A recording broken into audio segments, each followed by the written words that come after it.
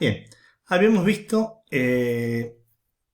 cómo se trabajaba con lógica cableada, lógica fija, ¿no es cierto? Y la característica que tenía era que los fabricantes disponían de determinados chips con ciertas funciones lógicas, con puertas, también había otras más sofisticadas, y uno, de acuerdo al diseño que necesitaba, iba seleccionando de esos chips que tenían una función específica, la función que le hacía falta, y los unía y de esa manera obtenía la función final, la implementación final. En este caso, el cambio tecnológico llevó en primer lugar a tener mayor capacidad de colocar más circuitos, un circuito integrado de más alta densidad. Esto significa que podemos poner más elementos dentro del chip.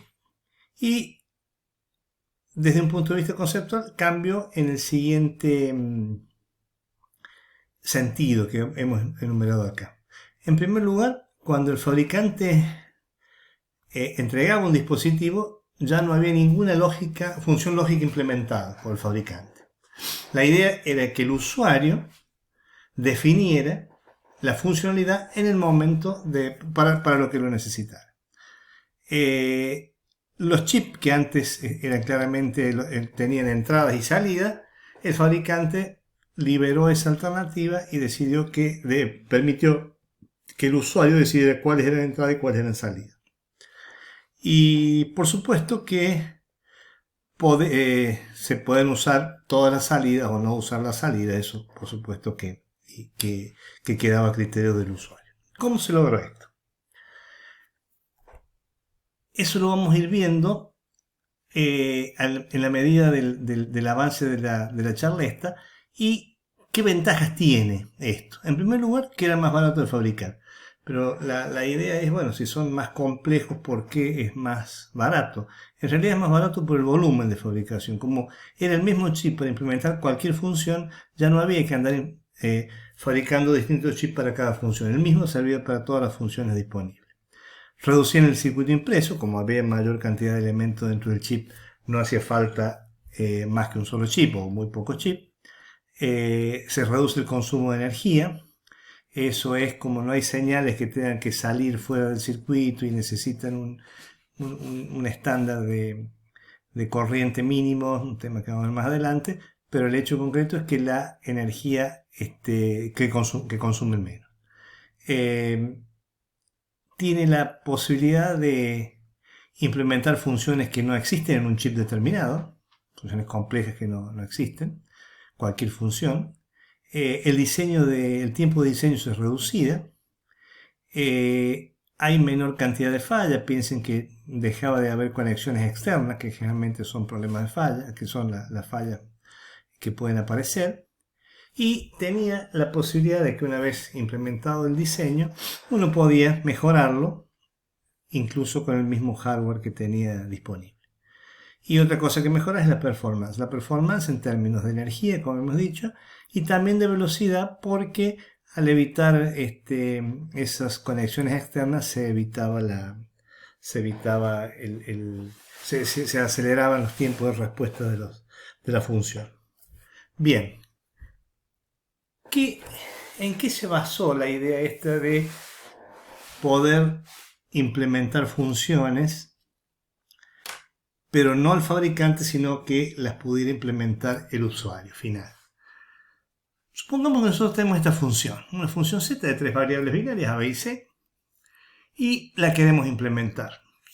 Como está ahí, está expresada como suma de productos lógicos, lo más natural sería implementarla con tres compuertas AND para cada producto lógico, las cuales estaban unidas a sus salidas a las entradas de una compuerta OR. Por supuesto, con las negaciones. Recuerden que normalmente en los chips nosotros tenemos disponible la función en forma directa inversa, así que esto prácticamente no lo vamos a considerar. Bueno, entonces teníamos esta implementación.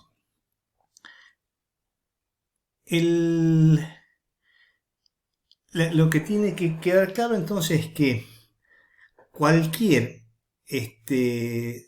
función lógica se puede implementar a través de lo que se llama un circuito de dos niveles, AND-OR u OR-AND. En este caso es AND-OR. Entonces lo que se le ocurrió a los fabricantes es decir, bueno, ¿qué pasa si hacemos bloques AND OR genéricos y que el usuario pueda programar o configurar las conexiones que quiera? A ver, ¿en qué consiste esto? Avancemos un poquito. Supongamos que el fabricante logra implementar un circuito como el que está ahí. ¿Qué novedad tiene este circuito? Este circuito tiene en realidad, acá indicado como, en realidad eso es un símbolo de fusibles, acá y acá, que la idea es, para que lo vean desde el punto de vista gráfico, es que el usuario decida qué conexiones permanecen y qué conexiones se pueden eliminar. Si nosotros vemos así, como nos entrega el fabricante, lo que tenemos en realidad, fíjense, es A por A negado, por B negado, por B por B negado. Esto que está acá siempre va a ser 0, porque A por A negado obviamente es 0, es uno de los teoremas de la álgebra de Boole. O sea que este 0 siempre va a ser 0, esto es 0. Siempre la función nos va a dar 0. ¿Esto qué quiere decir? ¿Nos sirve? No, así no sirve. Como lo entrega el fabricante, no hace absolutamente nada útil. Entonces, ahora, ¿qué pasa si nosotros de esas conexiones que tenemos nosotros, o esos switch o esos fusibles que tenemos disponibles, dejamos algunos y eliminamos otros? Por ejemplo, si hacemos esto, lo que estamos haciendo, fíjense, en la parte de arriba, lo que estamos dejando es simplemente pasar el valor de A. A, si todo esto permanece en 1, va a ser directamente A. En este no conectamos nada, van a ser todos ceros, vamos a suponer que los que están abiertos son ceros, después vamos a ver cómo se logra eso.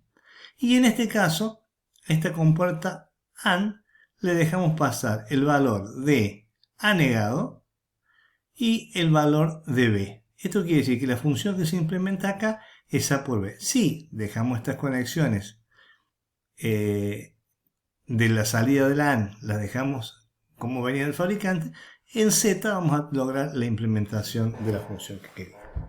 Con esta idea es que se fabricaron los primeros PLD.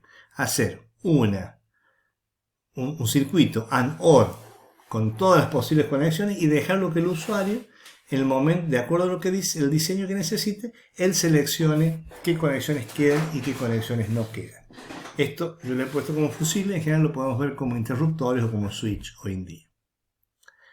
Y una manera más, esto mismo que está allá, es una manera más compacta de representar lo que está acá. Es decir, en vez de poner, fíjense, acá la AND con 4 entradas, se la pone con una sola y se supone que estas 4 van a estar establecidas cuando haya una cruz. En este caso, A en su forma directa, porque fíjense que acá cambia la cosa, A en su forma directa inversa, que es como está normalmente. A en su forma directa es la que se conecta a la entrada esta, y en esta de abajo se conecta A en su forma inversa y B en su forma directa. Acá no piensen que hay una sola línea, sino que tienen que pensar que son 4. Pero esta es la forma compacta de representarlo. Y la del medio no se pone porque no, en este caso no haría falta.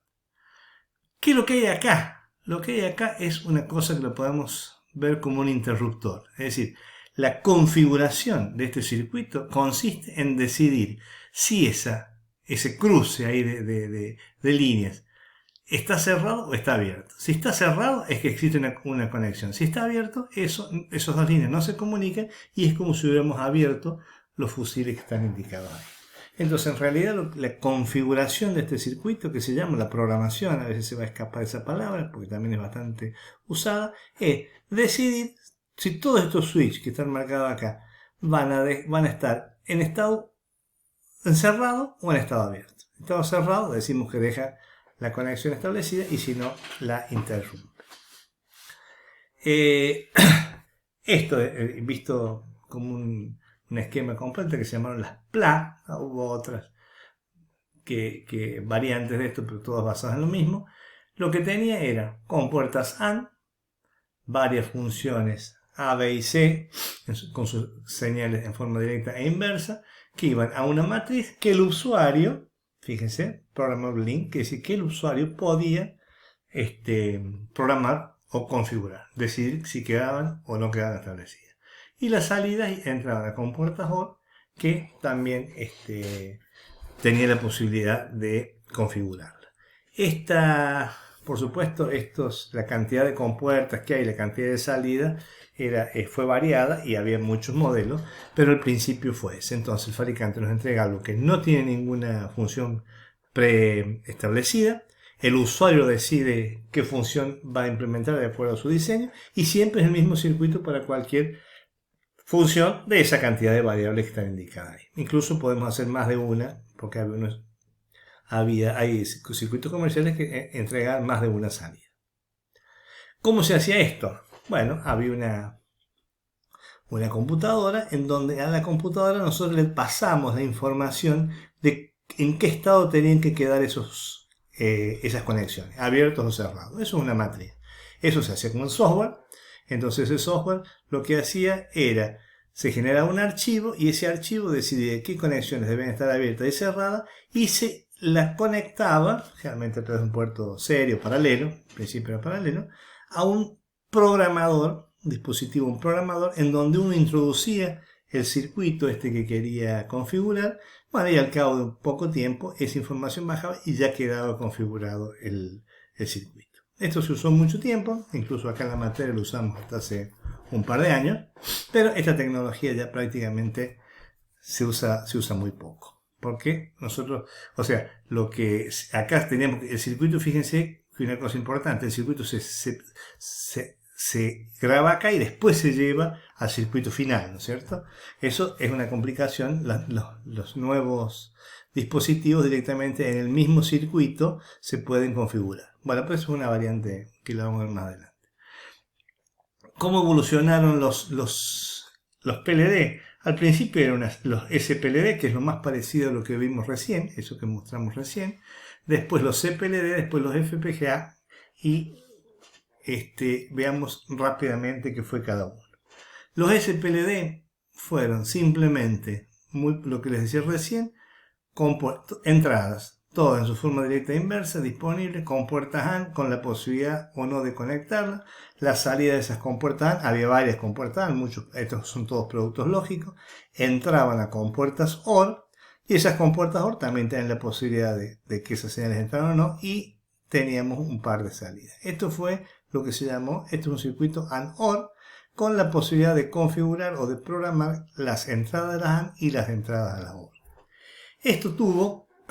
Esto tiene una limitación tecnológica y es la cantidad de señales que pueden entrar acá. No pueden entrar infinitas, pueden entrar hasta 32, creo que es el máximo que tecnológicamente se pudo hacer.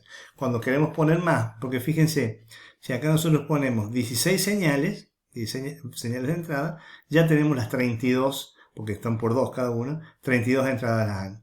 Ya 17 es una cosa tecnológicamente muy compleja de implementar. Entonces, cuando esa posibilidad se limitó, se pasó a los CPLD, que no es más que una matriz de SPLD, estos son CPLD en conjunto, donde estas tienen la posibilidad de, cada uno de estos bloquecitos era un pequeño, uno de los que vimos bloquecitos de los que vimos anteriormente. Esos bloquecitos se conectaban en matriz y la salida de uno podía ponerse a la entrada de otro, y había una interconexión que también había que programarla a través de fusibles, de interruptores, y se lograban funciones mucho más complejas. Entonces esta es un poco la historia de los SPLD y los CPLD, y pasamos a los FPGA, que los vamos a ver en la próxima presentación.